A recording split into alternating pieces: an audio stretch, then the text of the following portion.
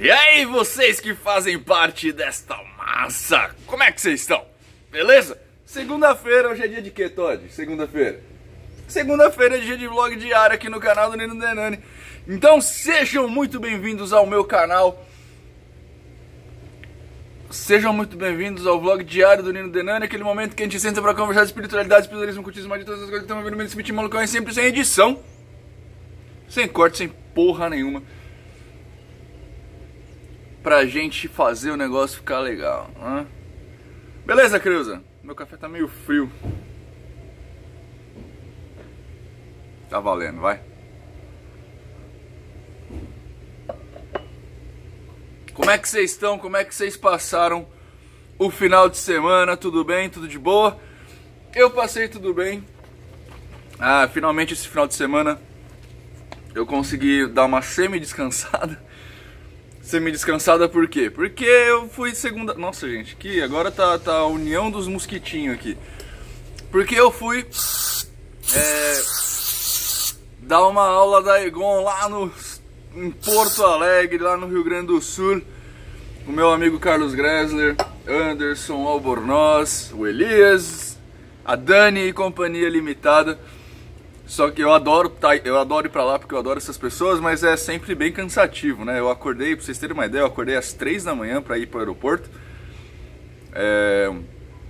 Cheguei lá por volta das 8, eu acho. Aí fui pra casa do Carlão, a gente ficou lá batendo um papo. Depois tive aula, são 4 horas de aula, também não é um bagulho simples, né? São 5 horas de aula. Depois vai pro aeroporto pra voltar pra cá. Cheguei em casa, acho que era umas 10, 11 da noite. É corrido, né? Mas é gostoso. Quando a gente faz o que gosta, é foda. Vamos pras perguntinhas de vocês sem muito enrolar. Eu não lembro qual foi pra variar, né? Eu não lembro qual foi a pergunta que eu parei.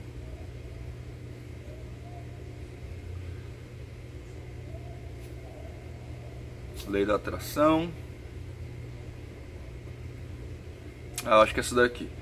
Tio Nino, vai um questionamento aí. Em minhas andanças, percebo em grande parte das cidades onde passo referências em geral na entrada principal da cidade sobre maçonaria, Rotary Club e outros. O Rotary tem diversas funções sociais, dentre elas a integração da comunidade em busca do bem comum. Já a maçonaria, pelo que sei, tem a função social também, tem sua função social também. Qual a ligação, se existe, entre eles? Qual a necessidade de se colocar o símbolo na maçonaria, Rotary e outras entradas dessas cidades? Se tem alguma função especial, se tem alguma função social, porque algumas cidades são tão miseráveis? Posso ser crítico demais nesse ponto, mas se não há ajuda no desenvolvimento coletivo, não tem sentido a existência dessa propaganda, chega ao ponto de denegrir a imagem dessas instituições. Valeu. Brother, eu vou te falar um negócio. Eu não faço ideia do que o Rotary faz, cara. O Rotary e o Lions também, né? O Lions Club. Eu não faço ideia do que eles fazem não, velho. De verdade. Não tenho a menor ideia. Eu nunca conversei com rotarianos que eu saiba, nem com Lions, nem... Então eu não tenho a menor ideia. Mas o caso em particular que você está citando aqui é um negócio chamado, se eu não me engano, chamado... Como é que é isso?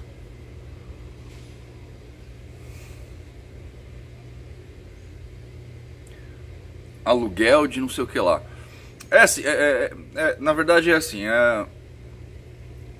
uma loja maçônica, por exemplo, ela se responsabiliza por cuidar de uma praça.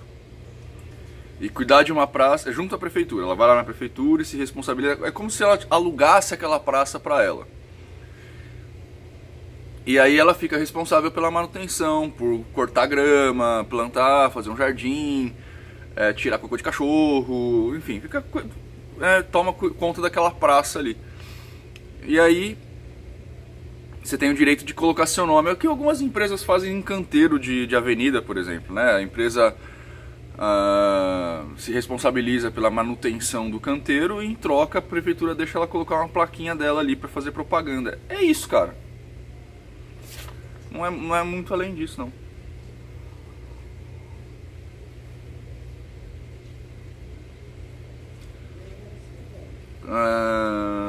Se tem uma função social, por que algumas cidades são tão miseráveis? Olha, brother, eu já pensei muito a respeito dessas coisas, viu? Mas eu acho que,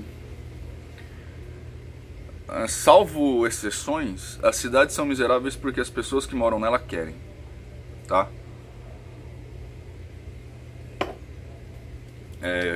De novo, salvo exceções, beleza?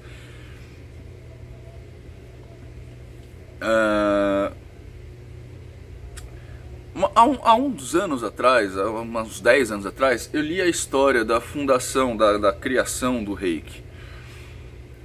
Se eu não me engano, o nome do cara que fez isso Masaru, não é Masaru Emoto, não lembro o nome do japonês lá. Mas enfim, ele conta a história da criação do Reiki, ela ilustra muito bem isso aqui, tá? Ela diz mais ou menos assim: o camaradinha, eu vou dar um short version aqui pra vocês, tá? O camaradinha subiu o morro, ficou 40 dias em jejum e oração, teve uma hipoglicemia e alucinou a mensagem do Reiki. Isso não é importante. O importante é que ele desceu do morro e chegou lá embaixo na cidade que ficava no sopé da montanha, que era uma cidade miserável, muito pobre, etc e tal. E aí ele começou a dar Hadouken em todo mundo, né? A aplicar o Reiki nas pessoas ali da cidade. E as pessoas, por algum motivo, pela aplicação do Reiki, ficaram bem, segundo ele, né?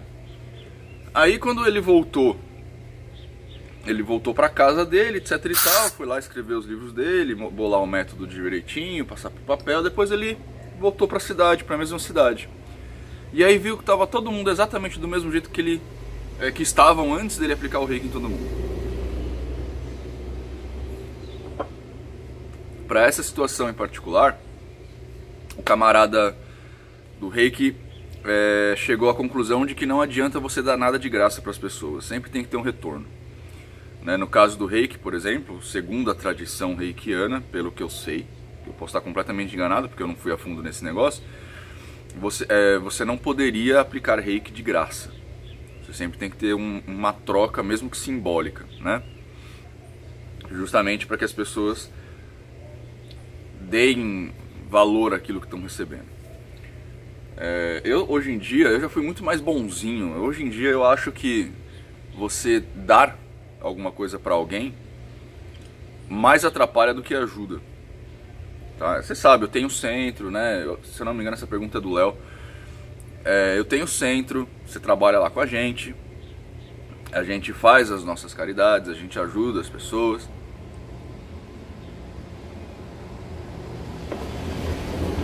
Mas quantas pessoas efetivamente melhoram?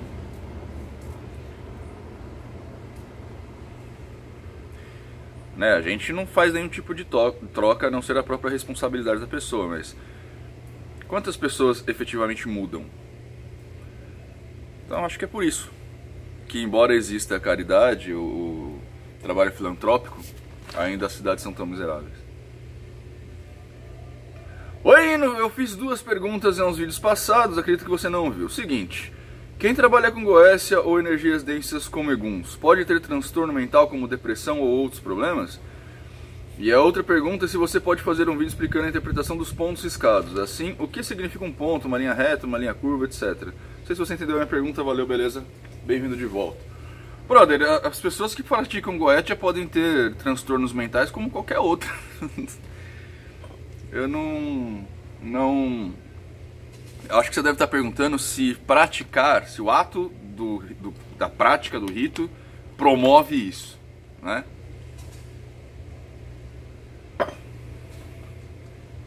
É assim, ó, quando a gente trabalha com energia densa, tal qual quando a gente trabalha com energia sutil, a gente tem certos efeitos colaterais que podem ser prolongados dependendo da frequência e da intensidade com que você trabalha com essas coisas, tá?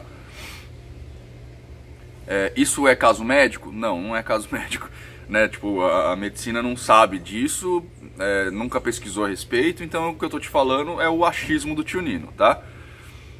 Eu acho que faz sentido, algumas pessoas que passaram pela minha vida meio que comprovaram, mas é puramente evidência anedótica, né?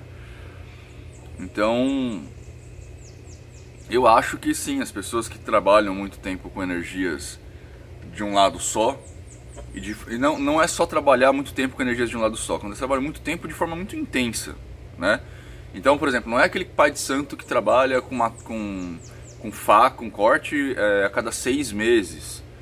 É aquele cara que trabalha com corte 2, 3 vezes por semana, sabe?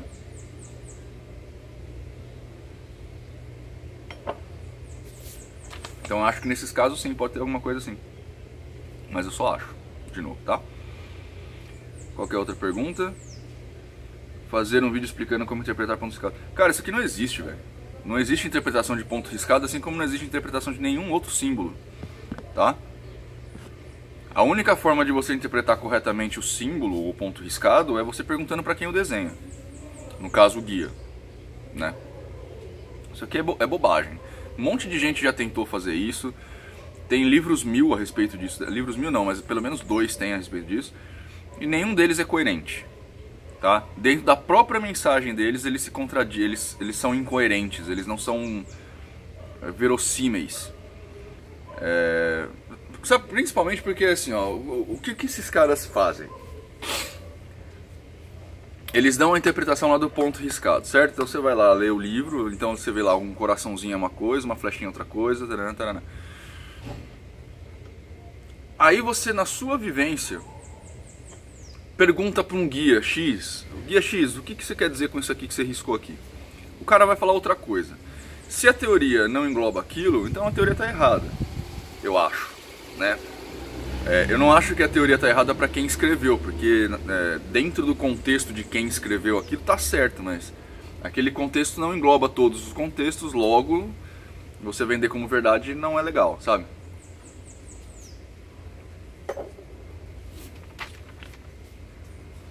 Isso quer dizer, em suma,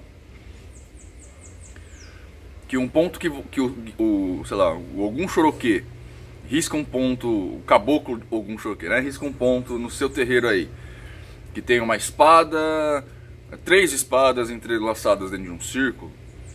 Se um guia aqui na minha casa, na casa da Maria Rosa, chamado Ogum Choroquê, também riscar isso, pode ter significados completamente diferentes. Sacou? Símbolos não se interpretam dessa forma, cara. A única forma de você interpretar um símbolo de forma correta é você perguntar para quem o desenhou o que significa aquilo. Beleza? Vou fazer uma pergunta, não sei se você vai achar uma pergunta idiota. Todo maçom é rico? Não existem perguntas idiotas, pessoas, e não é. A maioria dos maçons não são ricos. A imensa maioria dos maçons não são ricos. O que acontece é que quem se destaca é quem você ouve falar, e quem geralmente se destaca tem uma certa condição financeira. Então, não por ser maçom, entendeu? Mas a pessoa se destaca, por exemplo, no mercado de trabalho, e aí você ouve falar dela de alguma forma. Por exemplo, eu sou magíster metista, né? Então mas junto a mim existem milhares de outros. Só que você ouviu falar de mim por quê? Porque eu me destaquei de alguma forma. Agora, eu sou dono de empresa. E aí você pode falar, será que todo hermetista é rico?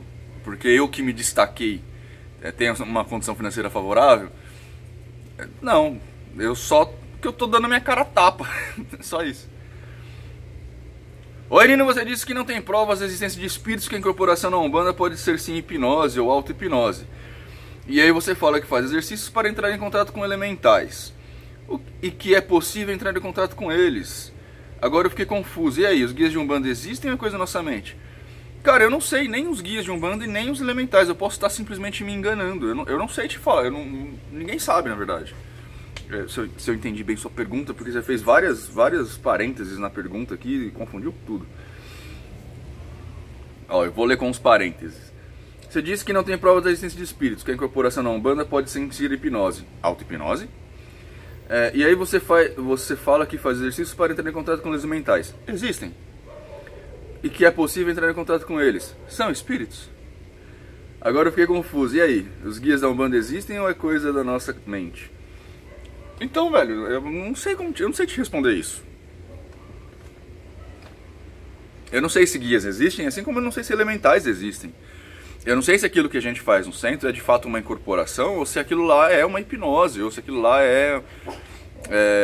sei lá, esquizofrenia, sabe? Eu não sei te dizer isso. A gente acredita que sim, mas saber... Pera aí, gente. Ô, Petequinha, vem aqui um pouquinho. Vem cá. Não vai. A gente de fato não sabe.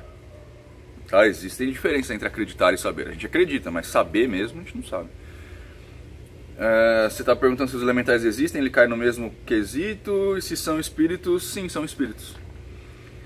Lino Denani, certa vez eu assistindo um vídeo aqui mesmo no YouTube, um mago que dizia ter sofrido um ataque de outro mago, depois que assisti esse vídeo fiquei me perguntando, cadê os guias desse mago?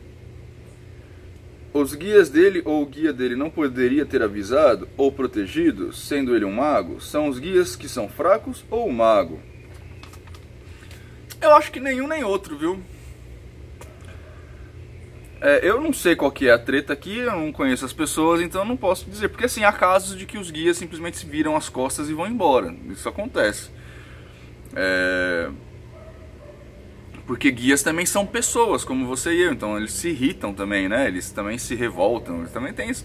Embora eles sejam mais evoluídos, essas coisas todas, eles também têm questões humanas. Afinal de contas, eles são humanos de algum jeito. Né? Então eles podem sim ter abandonado o cara. Mas eles também, muitas vezes não, sempre eles prezam pela sua liberdade. Então, por exemplo, eu tenho aqui meu canal e faço meus vídeos.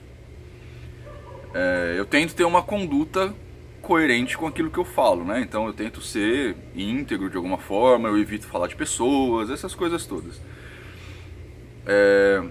Mas vai que um dia eu chego aqui e falo um monte de groselha a respeito de alguém. Falo, o Todão é um cocô fedido, ele é um incompetente, né? Pode haver retaliação, pode. Mas sou eu que estou buscando essa retaliação. Eu exerci meu livre-arbítrio de falar mal do cara, do Todd. Então o Todd tem todo o direito de contra-atacar, né? Às vezes é só isso. Você só tá liberado, tipo, ação A dá o retorno A, cara. Tipo, não tem muito o que você fazer, sacou? Mas eu acho que era legal, antes de mais nada, dar uma certa... Porque assim, cara, as pessoas quando elas... Eu não sei exatamente como colocar isso, tá? Na fala, assim. Como explicar isso, mas... quando a gente entra no mundo da magia, do ocultismo, espiritualismo, essas coisas, a nossa tendência é ficar meio paranoico, sabe? Se você não tem uma integridade sua mesmo, você tende a ficar paranoico. Então você acha que as pessoas estão te atacando. E na verdade, na maioria das vezes, elas estão cagando pra você. Sabe, eu falo isso de experiência. Muitas vezes, muitas não, mas algumas vezes, algumas pessoas que, por exemplo, saíram da casa da avó Maria Rosa, depois de um tempo, começaram a mandar e-mail pra gente, falar que vocês estão atacando. Tipo, a gente nem lembrava mais da pessoa. Sabe, a gente... Você entende? Eu acho que você achar que está sendo atacado, às vezes, ou é falta de confiança, que gera um pouco de paranoia, né? Ou é excesso de confiança que acha que a pessoa tá ligando pra você. Eu não sei qual que foi o caso aqui, tá? Eu não tô falando que foi esse caso em particular. Só tô falando que às vezes é muito bom a gente prestar atenção se realmente as coisas estão acontecendo mesmo, sabe?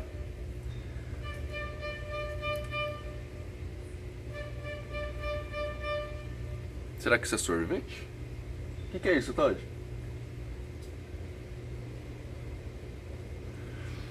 Eu acho bonitinho isso. Às vezes eu fico olhando no... Tipo, no Facebook, isso acontece muito, né? Tal pessoa tá fazendo isso, tal pessoa tá fazendo aquilo.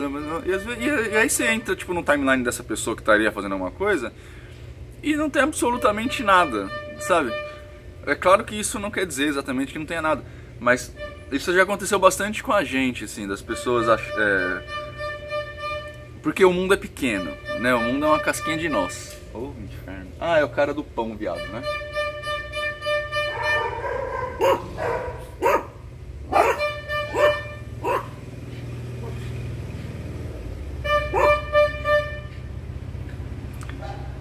Já aconteceu bastante com a gente, porque como o mundo é uma casquinha de nós, o que acontece?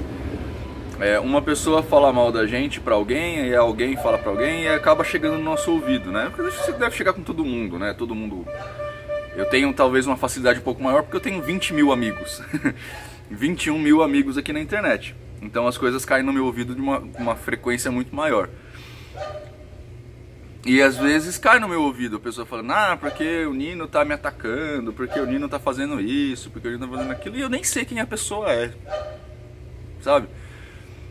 Então era legal dar uma olhada nisso também, certo? Às vezes não é nada, cara, às vezes é puramente incompetência da pessoa aí que tá falando que tá sendo atacada. Vai saber.